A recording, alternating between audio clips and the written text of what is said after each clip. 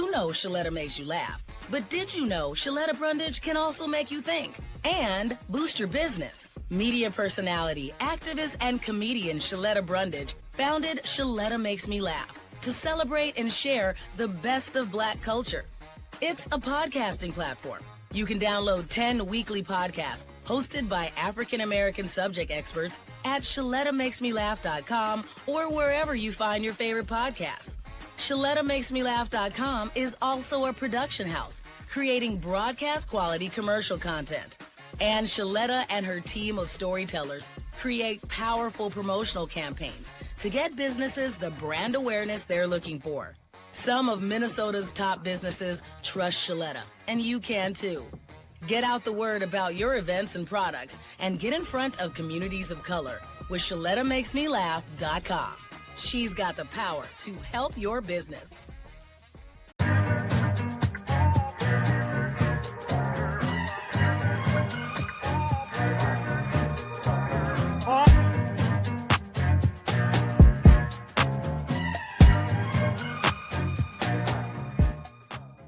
What if your biggest financial risk isn't downturn, but your own success? In this episode, I break down a quiet trap I see in fast-growing startups, the moment when growth outpaces financial strategy and the blind spots start stacking up. As a CFO and founder, I've seen this pattern close, and in my own journey and in founders I've advised, the riskiest moments don't feel risky at all. They feel like momentum. So, with that, welcome to the Financially Fit Podcast. I am your host, Andre Creighton.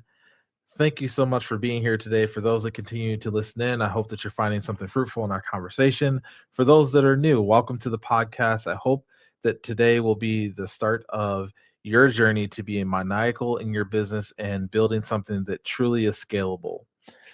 Today we're going to talk a lot about maybe you're in a place where your business is winning. And to be honest with you, I find that to be the space. It's not when you're running out of money. It's not when you're not hitting your numbers. It's when you're growing, because that's when a lot of the financial blind spots seem to surface. So today we're going to talk about the hidden risk of success. So oftentimes the momentum masks fragility. And, when we feel like we're smooth sailing, oftentimes that can lull teams into being reactive versus proactive, especially from a finance standpoint.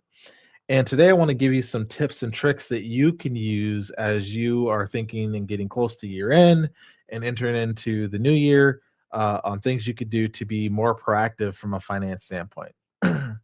Oftentimes, growth introduces complexity. Maybe you have new hires, maybe you have new vendors, maybe you have new systems. And with all of that, that creates the complexity within the business that sometimes can stunt growth. Sometimes it often can also increase growth. And with that growth, that's where we seem to find some of those blind spots that seem to surface. And it can happen unconsciously where, things are going well. We're selling our services or products. We've 10x our revenue compared to the prior year, and things seem to be moving well. But the reality is that we're not thinking about scale, and we're not thinking about how the systems, the new hires, all the new vendors, all the new items that we're introducing to our business, and how that impacts the fragility that we may have as we are creating that momentum. So oftentimes we need to be thinking about cash flow, we need to be thinking about burn rate, we need to be thinking about runway, and they all need to have tighter control during that growth. Not after, but during that growth. That's so important because that's the only way that we continue to capture that growth. So some things that we can do to, prevent that hidden risk is being brutally honest with ourselves as founders or entrepreneurs, but also with our team. We need to be able to think about the risks that we have and be able to be in a non-avoidant space to attack those risks. And it's not necessarily to say that we're going to completely wipe out the risk, but we want to be in a place where we have a plan in case that risk does surface. This is what we're going to do. We're going to do X, Y, Z things to mitigate that risk as quickly as possible. So what I've seen in the field, without naming names or sharing real founder scenarios, revenue doubles, but no one realizes margin was shrinking. This is a constant struggle for a lot of growing businesses. While revenue is growing with speed and velocity, well, also our cost is growing with speed and velocity, and that's often kind of the thing that a lot of founders have to continue to deal with, because as you are increasing volume from a revenue perspective, you're also increasing output. And having a good handle on how your revenue unit economics are working is going to be key to understanding whether or not you have a scalable business. Because at the end of the day, most businesses are scalable, uh, but it's also the timing of that scalability. Are you at the right place at the right time in your business to introduce that scalability? And as you're scaling, how does that affect your financials in general? So, um, growth introduces complexity from a numerous ways. So let's pretend the team scaled headcount fast, but the financial model didn't adjust, and 6 months later they had to course correct. I've been in this position as a founder as well, where we maybe had a thesis on how we were scaling our business and we hired more people thinking that this was the right way to go, and then quickly realized as we got into it that maybe we hired a little too soon, right? And maybe we needed to just focus on the core of what we were doing instead of trying to introduce more business lines or more services or more departments, right? And this is the founder trick, because we also have been on the other side where as founders we don't have unlimited time, so we have to find a way to best utilize our team. We have to find a best way to really empower others um, to execute all the things that are running through our brain as a founder, and really being able to also let go and delegate, because oftentimes founders are so stuck in, like, I have to do everything because I know it best and that's the only way and I know the best way it needs to be done. Well, the reality is that that is where we seem to find a lot of risks, right? Because it forces us to scale our headcount potentially faster than maybe we are ready for. So, some tactical shifts for founders for you to think about are, you know, we should evolve our finance function um, consistently, right, and continuously, right. We want to make sure that our finance function is representing how we're operating our business today, but also thinking about introducing new things as we continue to think about growth and scalability in the future. Because the reality is, you don't want to get to a point where your financial function is lagging behind where you are growing to. Because if you don't introduce those things, you'll be forced to anyway. And we'd rather be proactive than reactive in this sense. So, some ways that we can do that is we want to build better scenario models for our scaling phase. We don't just want to hire just a bookkeeper, but build a financial system. So that could mean that we have a bookkeeper. That could mean we have a controller. That could mean we have a CFO. That could mean you have none of those things. That could mean that you are utilizing AI to the best of your abilities to bring together a scalable financial model that helps you tell the story of where your business is today, so current state, but then also where your business is going tomorrow, and that being the future state. So have regular check-ins with your operators, not just at board meetings. So you want to be checking in with your cross-functioning teams on a regular basis, whether that's marketing or sales or ops or HR. You want to make sure that we all have clarity around how we're growing and what is our piece of ownership in that growth. So here's a leadership layer that a lot of entrepreneurs should be focusing on as they're thinking about this.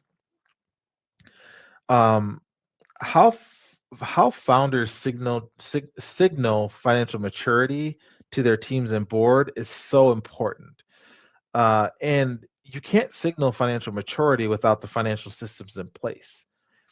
So this causes us to want to make sure that we're being proactive, because when you're in a fast growing environment, like most entrepreneurs are or are trying to be in, uh, oftentimes you're taking revenue wherever you can get it. And then oftentimes those founders are saying, we'll deal with the financial implications later.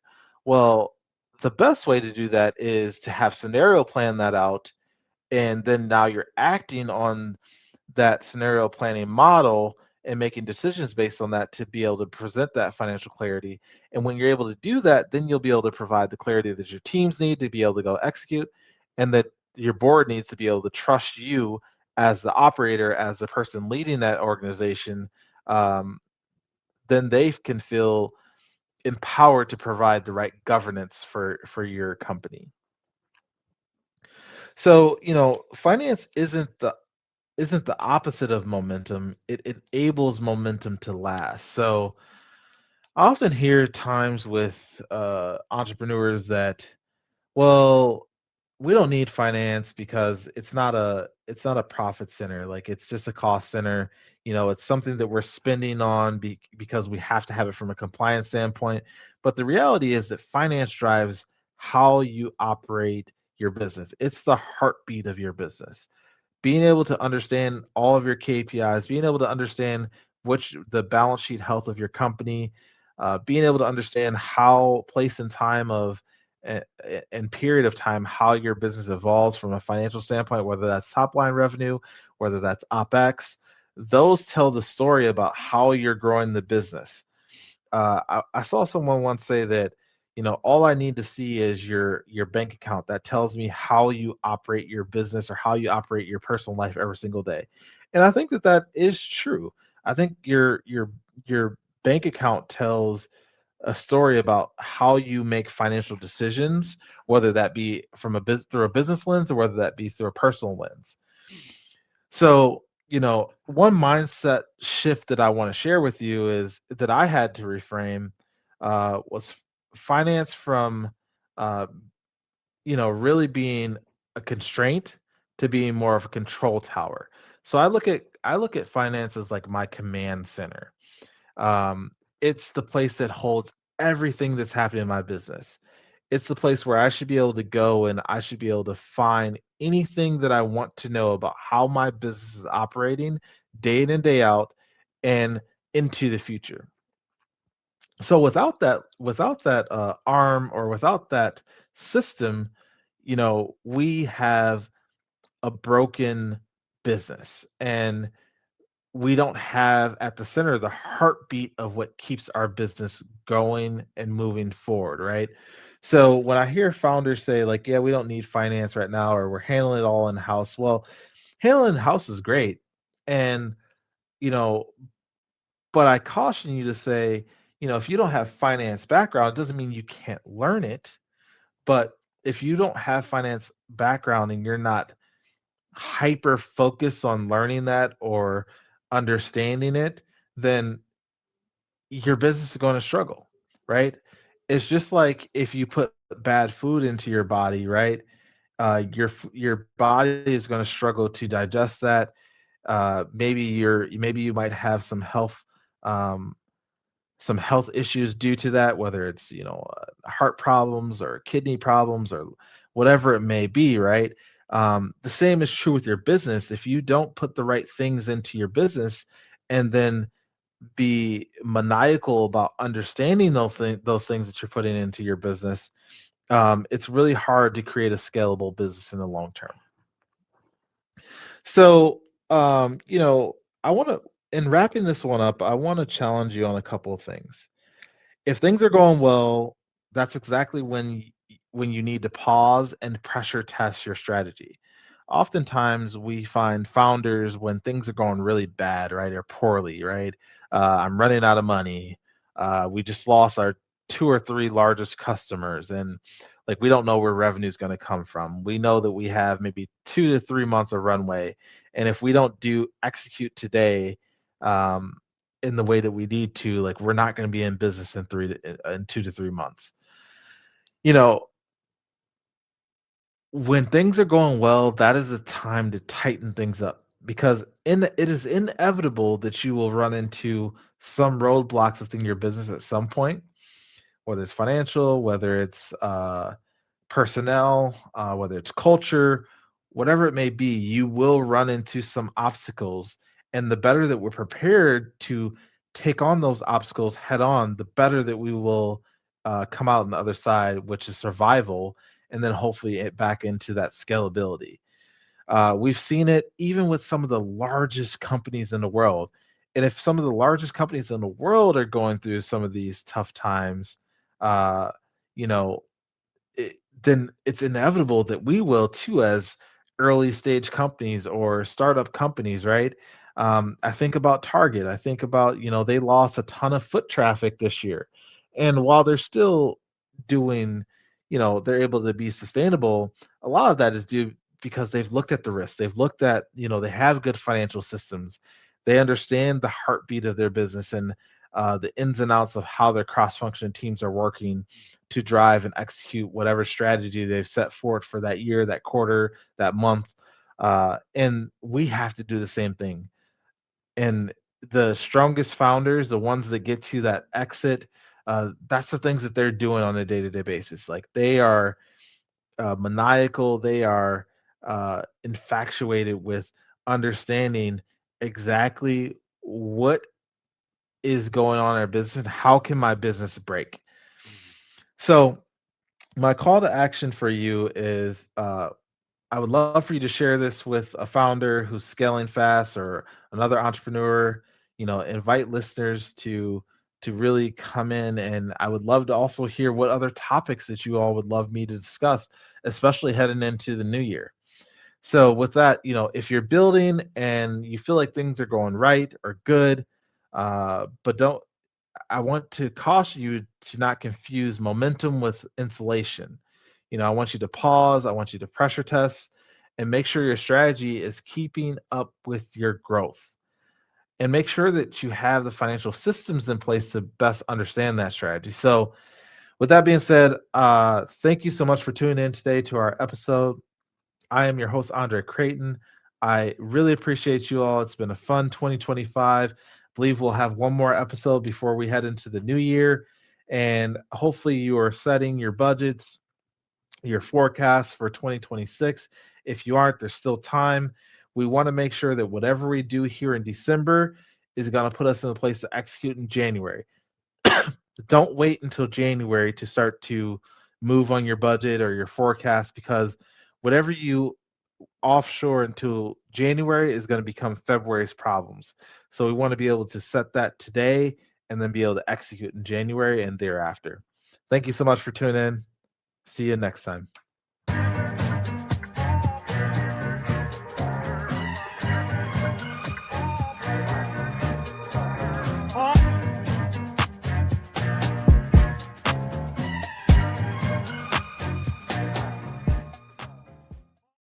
Hey, it's your girl Shaletta. Are you over there running low on your insulin supply and worried how you're going to pay for it? Minnesota's Insulin Safety Net programs got you covered. If you have less than a 7-day supply of insulin, you can get a 30-day refill for just $35 at any Minnesota pharmacy. Go to mninsulin.org today, print out the application, complete the form, and just take it in to your pharmacy. Go to mninsulin.org. I drew you this year. Oh, I love scratch games. Thank you, Mark. You're welcome, Tabitha. They're so sparkly. Festive, right? You know it's a good gift when it's hard to let it go. Kinda wish I drew myself. Kind of glad you didn't. Holiday scratch games from the Minnesota Lottery are great to give and even better to get. So thoughtful. I know.